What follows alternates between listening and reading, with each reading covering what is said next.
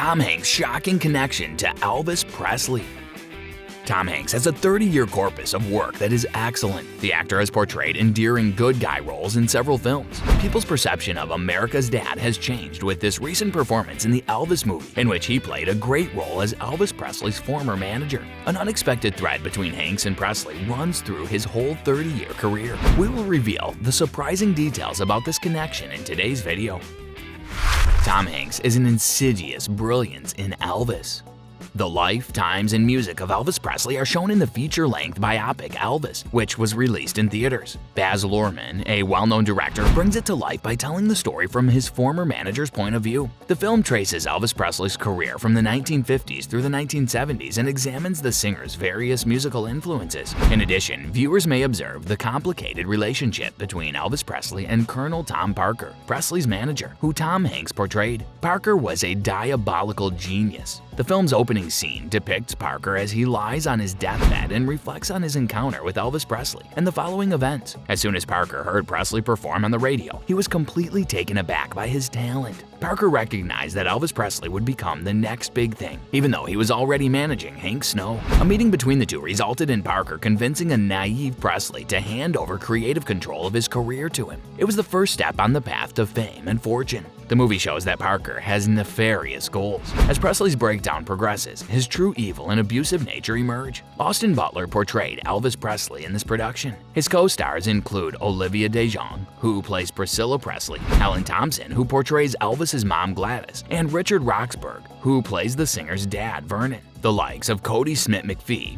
Xavier Samuel, and Luke Bracey are among the others. Hanks praised Butler's performance, saying that the actor made it tough to take one's eyes off him throughout the filming. Tom Hanks' 30-year career is tied together by the king of rock and roll, Elvis Presley.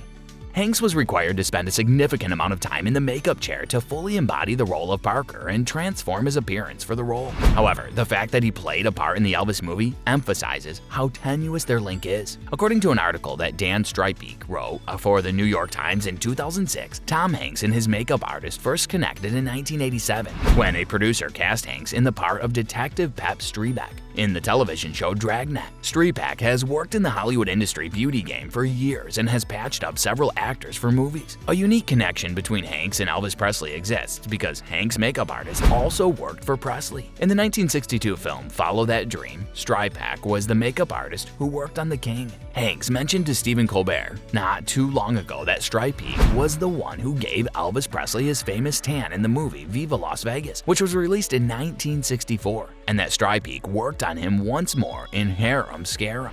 Eventually, things would come full circle for Hanks when he played Presley in a film. Throughout their 20-year friendship, Hanks and Streibach collaborated on 16 feature films. Streibach was nominated for an Academy Award in 1994 and 1998, and for his work on Hanks in the films Forrest Gump and Saving Private Ryan. Hanks stated, "Let me just go back slightly. My makeup man, the late Danny Streibach, who handled my makeup for 17 films, had done Elvis on, among other things, Viva Las Vegas, Harem Scarum, and Kissin' Cousins. Thus, he has produced several terrible Elvis films. He shared tales about Elvis and Colonel Parker with me. Therefore, I was aware of the peculiar nature of that union, which resembled a Mephistophelian deal to a certain extent." If you're enjoying this video, please hit the like button and subscribe to our channel if you haven't yet to show us your support. Now, let's continue. Previously, Tom Hanks had portrayed Elvis Presley.